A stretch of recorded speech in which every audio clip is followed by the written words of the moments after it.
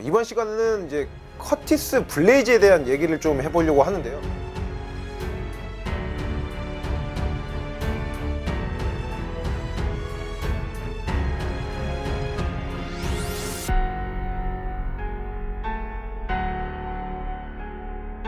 이게 커티스 블레이즈가 3, 4년 전부터 뭐 헤비급의 강자들, 컨텐터 라인을 얘기할 때마다 항상 빠짐없이 등장하는 선수입니다. 그런데 이 선수가 단 한 번도 뭐 타이틀전을 해본 적이 없을 정도로 이름값이나 그 성적에 비해서 좋은 매치업을 받지는 못하고 있거든요. 그래서 왜 블레이즈가 이렇게 약간 정상 문턱에 갈만 하면은 미끄러지는지 그 이유에 대한 분석을 준비해 왔습니다.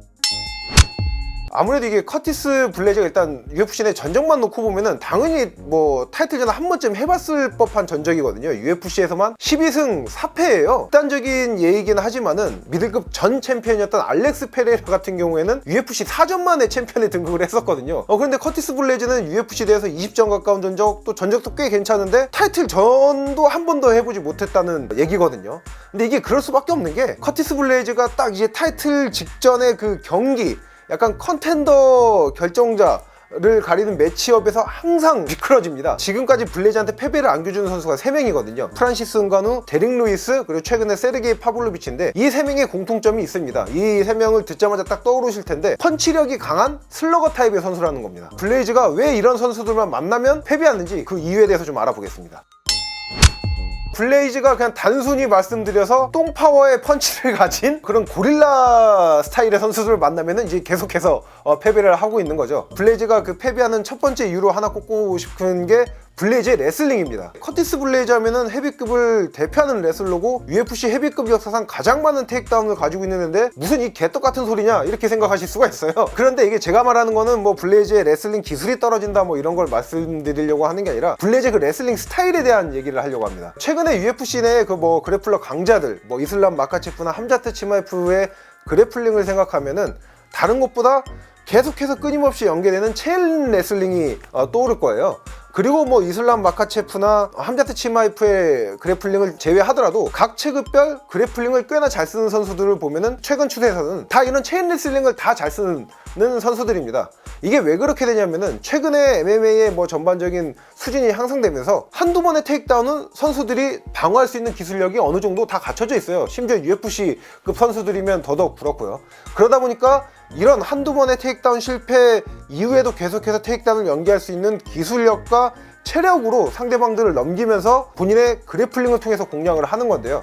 근데 커티스 블레이즈 같은 경우에는 이런 체인 레슬링이 좋은 선수는 아닙니다. 본인의 육중한 몸을 10분 활용한 파워 레슬링, 토스함 하듯이 밀고 들어가서 뽑아서 넘기는 이런 테이크다운이 장기인 선수거든요. 그렇기 때문에 약간 뭐 테이크다운 디펜스 기술력이 좀 떨어진다든지 아니면은 블레이즈보다 체격이 작으면은 이런 뭐 똥파워 레슬링으로 어떻게든 넘겨요. 그런데 이런 약간 기술력이 갖춰져 있거나 어느 정도 체격이 크면은 블레이즈가 좀 넘기기 힘들어하는 거죠. 블레이즈가 패배를 했거나 고전했던 경기들을 보면은 거의 다 120kg를 꽉 채운 헤비급 한계 체중을 꽉 채운 이런 과한들한테 패배하거나 좀 힘든 경기를 많이 했습니다. 그래도 키가 2m가 넘고 몸무게도 120kg 가까이 나가는 알렉산더 볼코프라는 빅유닛을 잡아낸 적이 있지 않느냐라는 생각을 하실 텐데, 근데 이게 중요한 게 알렉산더 볼코프가 커티스 블레이즈랑 경기를 할 때만 하더라도 몸무게가 그렇게 많이 나가진 않았어요.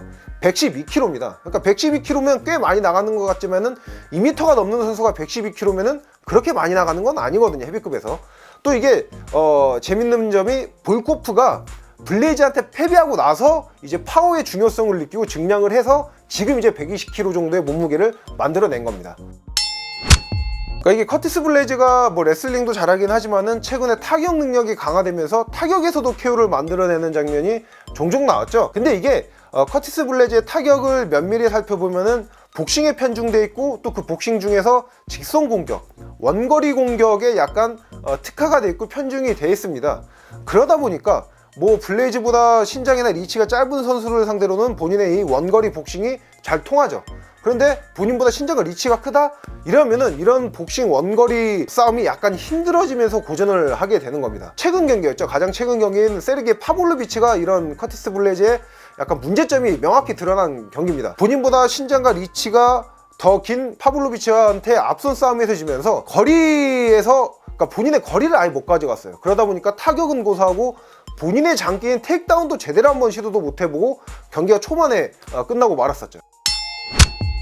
그러면은 뭐 블레이즈 보고 도대체 뭘 하라는 거냐, 뭐 어떻게 해야 되는 거냐, 이런 생각을 하실 텐데, 저 같은 경우에는 커티스 블레이즈가 갑자기 뭐 함자트 치마에프나 이슬람 마카체프와 같은 체인 레슬링을 하기엔 좀 무리가 있다고 봐요. 물론 뭐 기술력은 당연히 있겠지만은 아무래도 에너지 효율성에 있어서 많이 떨어지는 과한의 헤비급이기 때문에 그런 움직임은 힘들 수밖에 없고요.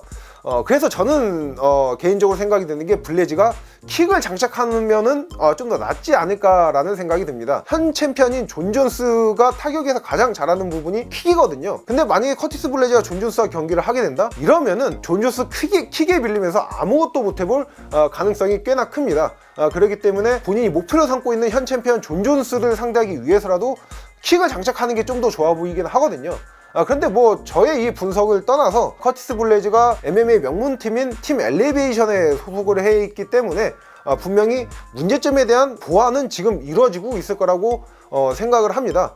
실제로 커티스 블레이즈는 은간우에게 2번이나 연달아 패배하면서 복싱 능력을 강화시키고 그 강화된 복싱 능력으로 좋은 모습을 보여줬고요.